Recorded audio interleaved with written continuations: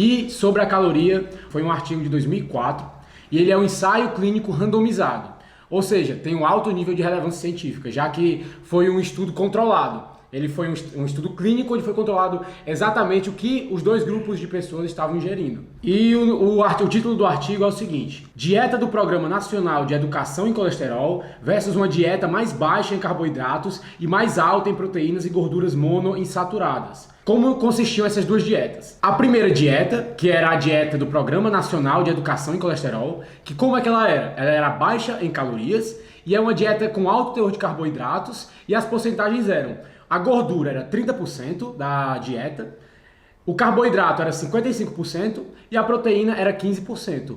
Justamente como nos padrões que dizem nas nossas diretrizes hoje em dia. E essa dieta, ela foi adaptada para fornecer aproximadamente 1.300 calorias para as mulheres e 1.600 calorias para os homens, porém com essas porcentagens de macronutrientes. E a segunda dieta, que seria para o segundo grupo, seria a dieta MLC, que era Modified Low Carbohydrate, que seria uma dieta modificada com baixo carboidrato. Seria uma dieta isocalórica, ou seja, teria a mesma quantidade de calorias da primeira, só que ela seria mais baixa em carboidratos e mais rica em proteínas e gorduras. E os carboidratos que foram utilizados foram carboidratos complexos. E essa dieta de baixo carboidrato e mais proteína e gordura teve 3 fases. A primeira fase foi de 2 semanas, onde o consumo de gordura era de 62%, o de carboidrato era apenas 10%, e a de proteína era 28%, isso durante 2 semanas.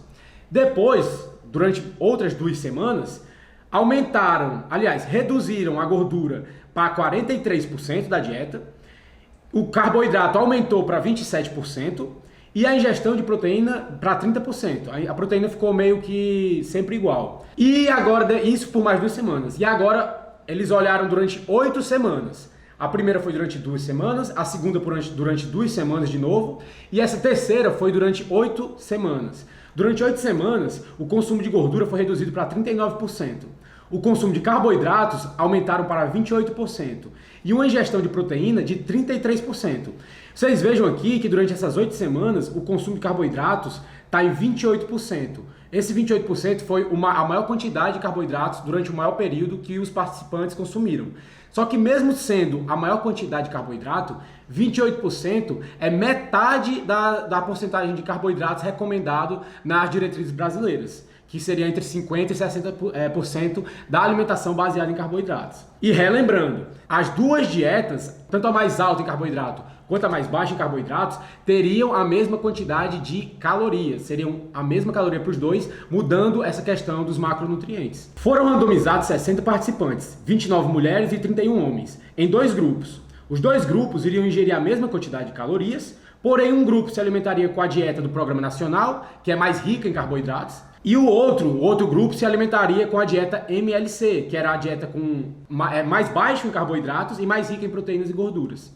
Essas pessoas seriam acompanhadas a cada 2 semanas, como eu expliquei, por um total de 12 semanas. Os participantes tinham entre 28 e 71 anos. O resultado desse artigo: houve uma perda de peso significativamente maior no grupo MLC, que seria o grupo com baixo teor de carboidratos e rica em gorduras e proteínas. Esse grupo perdeu em média, durante essas 12 semanas, 6,16 quilos, comparado ao grupo do Programa Nacional, que era o grupo que ia consumir a maior quantidade de carboidratos. Esse grupo perdeu apenas 3,4 quilos, o que seria metade do peso do outro grupo. A conclusão que se teve: mesmo consumindo a mesma quantidade de calorias, o grupo com o menor consumo de carboidratos e maior consumo de gorduras conseguiu perder quase o dobro de peso, apenas com a mudança dos macronutrientes, as proteínas, as gorduras e os carboidratos. Esse segundo artigo também é um ensaio clínico randomizado, então tem uma alta relevância, alta evidência científica aqui.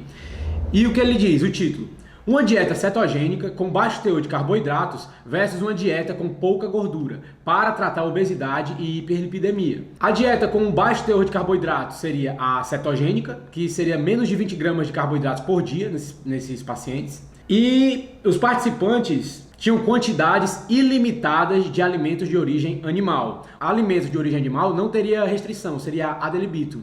sem restrição, ao total controle do paciente, que entraria como carne, frango, peixe e mariscos. Teria consumo ilimitado também de ovos e também cerca de 100 gramas de queijo.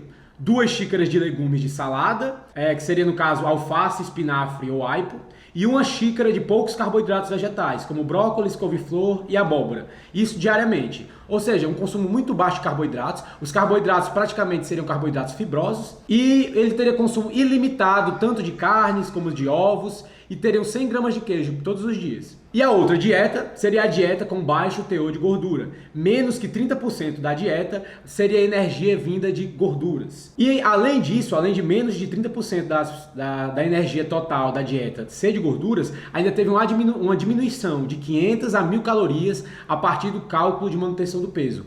Ou seja, além disso, fizeram um déficit calórico nesse grupo. Então, como é que a gente pode ver? Esse segundo grupo, além de ter um déficit calórico, ele ainda ia consumir menos de 30% do total em gorduras, menos de 30%.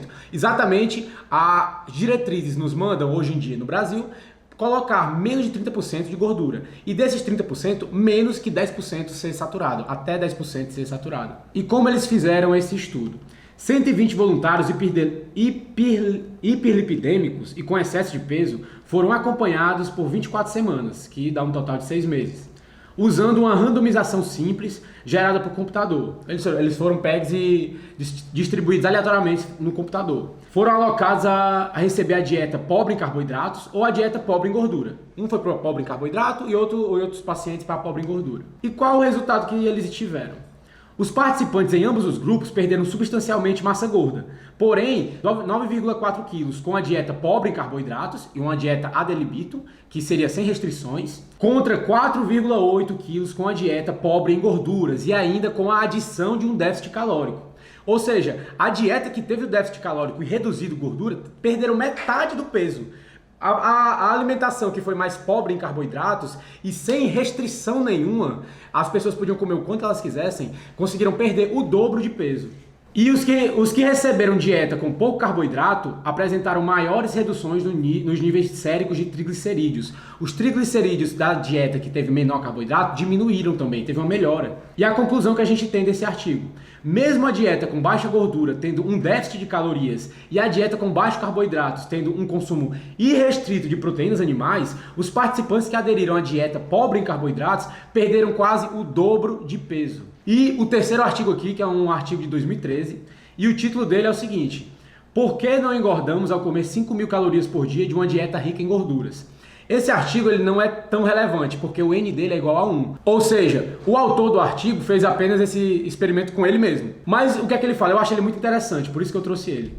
Sen, que é o autor, Sen era um garoto que queria comparar a quantidade e a qualidade dos alimentos com relação ao ganho de peso, provando que apesar de terem a mesma quantidade de calorias, alimentos diferentes gerariam resultados diferentes, quantidade e qualidade, né? Para isso, ele se propôs a consumir uma base de 5.000 calorias todos os dias, durante 21 dias, onde sua taxa metabólica basal era de 2.300 calorias, ou seja, o mínimo que o corpo dele precisava para se manter vivo, né, a taxa metabólica basal era 2.300. E ele iria consumir 5.000, então ele iria consumir 2.700 calorias a mais da sua taxa metabólica basal, todos os dias por 21 dias. Só que no primeiro teste ele passaria 21 dias consumindo alimentos ricos em carboidratos e com alto teor de gordura, porém alimentos naturais, alimentos de verdade, alimentos nutritivos. E no segundo teste ele passaria 21 dias consumindo alimentos industrializados, processados, refinados,